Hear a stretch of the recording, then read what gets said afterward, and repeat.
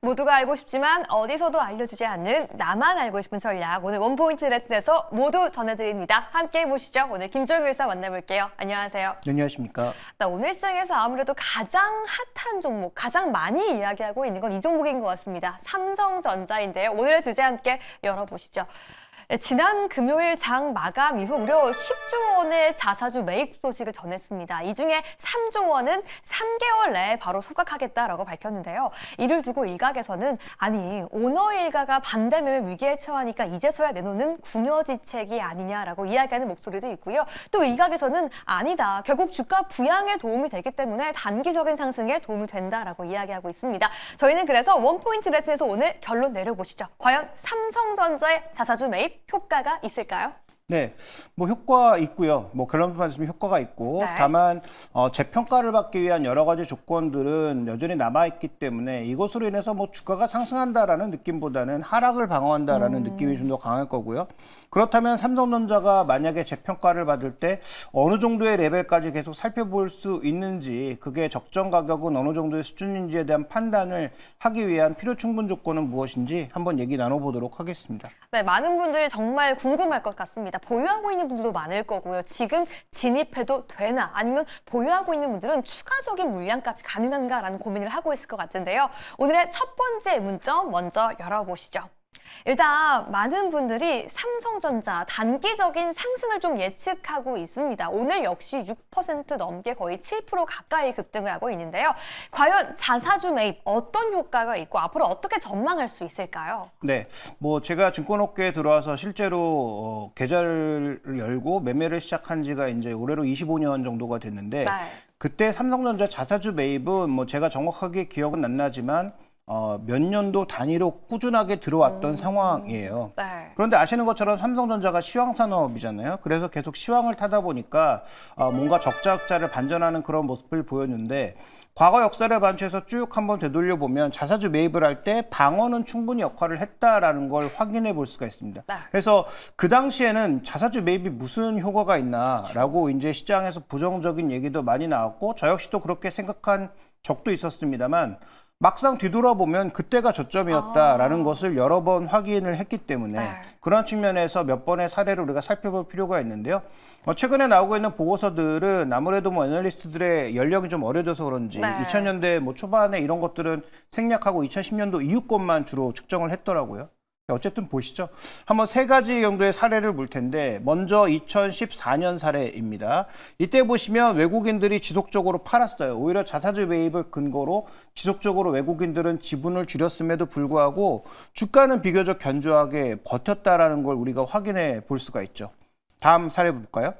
자, 2015년도에도 추가적으로 매수가 들어가는 양상인데 이때는 외국인 지분율도 늘고 주가도 비교적 올라가는 모습을 보였습니다. 그래서 자사주 매입이라고 하는 게 이게 뭐 계속 주가를 올려 사는 게 아니다 보니까 주가를 올리는 힘 자체는 없어요. 네. 그렇지만 아래쪽에서 받치고 있는 또 나올 수 있는 외국인 매물을 좋은 가격에 소화해 준다라는 측면에서 보면 앞으로 외국인들이 추가적으로 판다고 하더라도 그러한 물량들을 소화하는 데 있어서는 충분히 도움이 된다. 이렇게 볼 수 있는 상황이고요.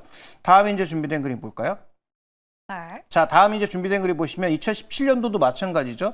저때 이제 큰 변화가 나타난 것은 아마도 뭔가 이벤트가 있어서 저런 큰 변화가 있었던 거고요. 저걸 뺀다면 외국인들의 지분율의 변화가 그렇게 크지 않았는데 일단 주가는 좀 버티는 양상을 실제로 이 네모칸을 친 자사주 매입 기간과 소각 기간 안에는 잘 버텨냈다라는 걸 우리가 확인할 수가 있죠. 그러니까 그 앞전으로 돌려도 마찬가지입니다. 그래서 2000년대 초반 제가 99년부터 주식 투자를 시작했는데 그 이전에도 대부분 자사주 매입을 할 때 잘 버텼고 잘 버틴 이후에 업황의 변화가 찾아오면서 주가가 올라가는 경우가 많았다라는 사례를 우리가 과거 사례에서 확인해 볼 수가 있습니다. 네, 한마디로 자사주 매입이 곧 상승을 의미하는 개념은 아니긴 하지만 삼성전자의 이전 분기에 자사주 매입의 역사를 모두 돌이켜본다라면 지나보니 그때가 바닥이더라라고 말씀해 주셨습니다. 네, 지금을 기점으로 삼성전자 계속해서 상승을 좀 바라는 분들이 많을 것 같아서 두 번째 의문점 빠르게 넘어가 보도록 하겠습니다. 아니 그런데요, 오늘도 외국인과 기관이 계속 매도를 하고 있어요. 이 프로그램 차익, 비차익 매물까지 나오는 걸 보면 아니 아직 재평가가 되기에는 좀 이른 시점이 아닌가라는 생각이 들면서도 삼성전자만 오르는 게 아니라 삼성생명이니 물산이 그냥 삼성바이오 빼고는 다 같이 오르고 있거든요. 그룹주가 일제히 상승하고 있다는 건 그만큼 기대감도 함께 반영되고 있다는 것 같은데 이건 어떻게 보세요? 오늘 오르고 있는 종목군들의 특징을 한번 살펴볼 필요가 있는데 네. 뭐 한 세 가지 정도의 공통점을 찾아볼 수 있을 것 같아요. 먼저 이 재평가의 답을 한번 살펴보려면 이 실적의 항상성이 좀 필요한 구간이기는 합니다. 그래서 삼성전자의 최대 약점이 실적이 막 들쭉날쭉하다라는 거죠. 업황을 타다 보니까 실적이 아주 좋았다가 뭐 적자로도 갔다가 또 뭐 상대적으로 그쵸. 확 수익률이 떨어지는 그런 구간으로 가는데 그런 구조적인 흐름을 우리가 고치기 전에 한번 살펴봐야 될 것. 오늘 삼성생명, 삼성물산, 네. 삼성 SDS, 삼성전자 네 종목이 움직이고 있는데요. 전부 뭐 어떤 공통점이 있습니까? 지배구조의 정점에 있는 종목군들이거든요. 이재용 회장을 둘러싼 지배구조의 정점에 있는 종목군들이 다 같이 움직이고 있다는 건 여러 가지 시사점이 있지 않나라고 전 생각합니다. 첫 번째로는 밸류어 펀드가 들어온다라는 거예요. 네. 근데 밸류어 펀드가 중소형주 물론 담겠지만 주력은 대형주를 담겠죠. 그쵸. 그래서 그 안에 포함되는 종목군들이 많다라는 게 첫 번째 포인트일 것 같고요. 두 번째 포인트는 아직은 뭐 소설 개념이기는 한데 지금 굉장히 의미심장하게 삼성전자가 30년간 놓여있는 최대 과제가 뭐냐면 순환출자 구조를 뚫어야 되는 거. 그쵸. 그다음에 보험업법과 관련된 문제 두 가지거든요. 네. 근데 최근에 삼성전자는 급락하고 삼성바이오로직스가 올라오면서 삼성물산이 보유하고 있는 삼성바이오로직스의 시가총액과 네. 그다음에 삼성생명이 보유하고 있는 8.5%의 삼성전자의 시가총액이 비슷한 수준으로 옮겨졌습니다. 네. 이걸 만약에 무언가 법적인 제재 없이 교환만 할 수 있다면 삼성전자는 두 가지를 동시에 해결할 수가 있죠. 보험업과 관련된 부담감, 네. 그다음에 순환출자와 관련된 부담감 두 개를 동시에 풀어낼 수가 있어요. 물론 그로 가기 위해서는 여러 가지 이제 법적인 그런 제재들이 필요하긴 한데 그런 부분까지 한번 염두에 둬서 움직이고 있는 그룹주의 상승을 보셔야 될 것 같고요. 다음 이제 준비된 그림 보시면 이 이익의 항상성이라고 하는 게 어떤 부분이냐. 지금 분기별로 봤을 때 뭐 춤을 추고 있잖아요. 이익의 증감률이 이렇게 춤을 추고 있는 건 이 회사의 밸류에이션을 끌어올릴 수가 없는 이유인 거죠. 네. 어느 정도의 그 흐름을 보여줘야 될 텐데 당연히 등락은 있는 거고 그런데 추세가 있는 게 아니라 이런 식의 등락은 삼성전자의 밸류에이션을 떨어뜨리는 가장 중요한 원인이고요. 다음 이제 준비된 그림 보시면 두 번째 그림은 이 기업이 버는 만큼 투자해야 되는 그런 기업이라는 그쵸. 점이죠. 그러니까 워낙 이게 장치 산업이다 보니까 버는 만큼의 돈을 계속적으로 투입해야 되는 상황이라서 실적이 조금만 안 좋아지면 바로 적자로 돌아서거나 이익이 대폭 줄어드는 그런 양상이 반복되고 있다라고 봐야 될 것 같습니다. 그래서 삼성전자가 가장 그 근본적으로 주가의 재평가를 받으려면 어느 정도의 실적의 항상성을 가져갈 수 있는 그런 요소들, 예를 들어서 HBM 같은 고부가 가치 상품 쪽으로 빠르게 이동하고 그쵸. 그다음에 비메모리 쪽에서도 적자가 나지 않는 그런 수준의 모습을 보여줘야 아마도 좀 더 안정적인 포트폴리오를 구축할 수 있지 않을까 이렇게 좀 보고 있습니다. 네, 삼성전자 그 주가의 방향성을 알아보기 위해서는 자사주 매입 그 이후에 있는 좀 실적의 항상성까지 저희는 기대해 봐야 한다라고 말씀해 주셨는데요. 그러면 세 번째 이슈 바로 함께 열어보시죠. 결국 이런 의문점도 있을 것 같아요. 지금 매수하자니 많은 분들이 또다시 삼성전자 잘 가다가 HBM 우려, 뭐 디램 설계 우려, 그리고 파운드리까지 경쟁력이 악화되고 있다는 우려가 또다시 나오면 어떡할까라는 걱정이 있을 텐데요. 그럼 삼성전자 어디까지 오를 수 있을까라고 보시고 또 반등이 있다라면 그 한계는 어디가 있다라고 보실까요? 네, 이건 경우의 수에 따라서 전부 다르다라고 봐야 될 것 같습니다. 네. 무슨 그런 그 무책임한 발언이 있냐라고 하실 수 있겠지만 그런데 가장 단기적으로 봤을 때는 중국과 관련된 내용이 핵심 포인트예요. 네. 1, 2분기의 양화 실적 뭐 아무리 뭐 여러 가지를 따진다고 하더라도 HBM 상관없이 중국 때문에 실적이 잘 나왔던 거고요. 3분기 실적이 갑자기 꺾인 것은 파운드리 이슈가 있었지만 근본적으로는 중국의 레거시가 줄어들면서 나타난 현상이기 때문에 과연 지금 미국이 중국을 어느 정도의 수준으로 제재할 것인가가 저는 핵심 포인트라고 보는 거죠. 그것에 따라서 단기적인 실적의 편차가 굉장히 커질 수 있다. 그다음에 이런 이슈를 벗어나기 위해서 뭐가 필요합니까? 결국은 엔비디아, HBM만으로 삼성전자가 언제쯤 강하게 들어가느냐가 또 필요할 거고요. 그다음에 비메모리의 실적 악화는 어디까지 이어질 것인가가 세 번째 이슈가 되겠죠.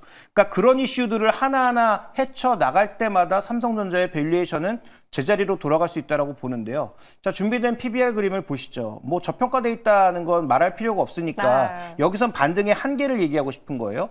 삼성전자가 보면 통상적으로 실적을 비교적 견조하게 낼 때는 지금 이 차트에서 보면 한 1.3배에서 보통 한 2배 이상까지 움직이는 그런 모습을 보여줬잖아요.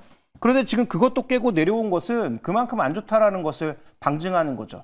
그래서 이번에 12월 달에 정기 인사에서 아마 임원들을 대거 갈아치울 가능성이 높아 보이는데 그런 요소들을 통해서 삼성전자가 체질 개선이 된다면 그러면 최소한 시작점은 제일 아래에 놓여 있는 한 배 수준이라고 볼 수가 있겠고 중국과 관련된 이슈가 제가 보기에 큰 문제가 없다면 단기적으로 반등할 수 있는 건 여기에 녹색선과 주황선 사이 정도.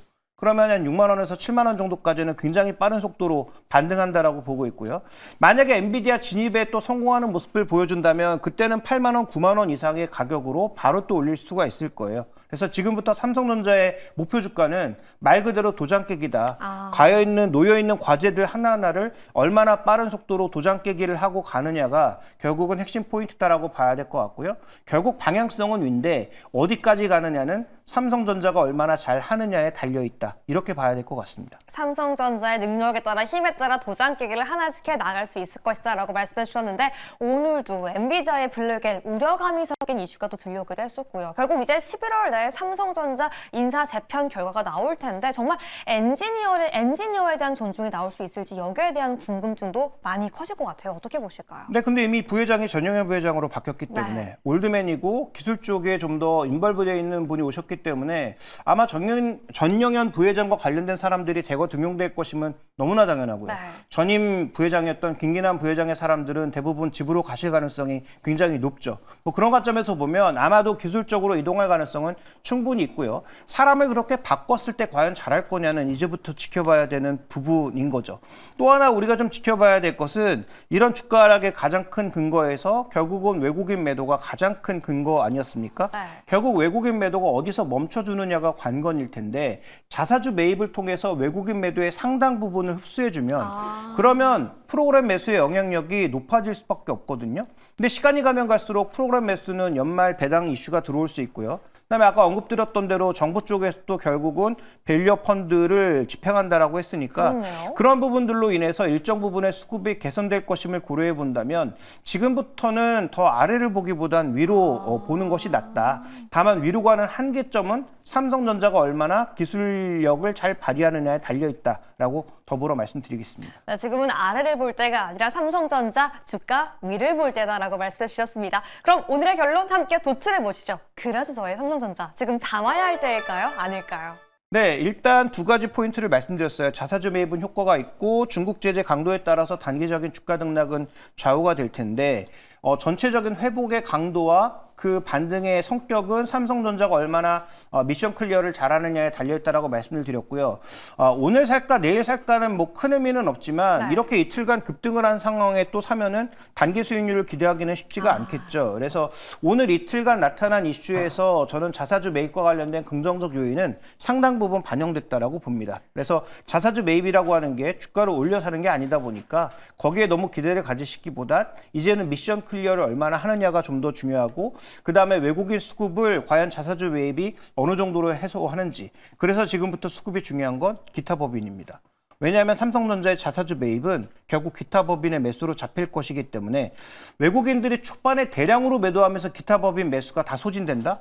그러면 그때부터는 지수의 하락이 그날 당일도 나타날 수 있는 거죠. 그래서 그런 부분들을 잘 참고하셔서 단기적인 매매 전략에도 활용하시면 좋을 것 같습니다. 네, 자사주 매입 소식을 전한 삼성전자 앞으로의 그 한계를 극복해내면서 어떤 만큼 이 상승을 보여줄지 함께 체크해 보도록 하겠습니다. 오늘 삼성전자 이야기 원포인트 레슨 다뤄봤고요. 여러분들께 도움되었기를 바라면서 김종효 이사 보내드리겠습니다. 감사합니다.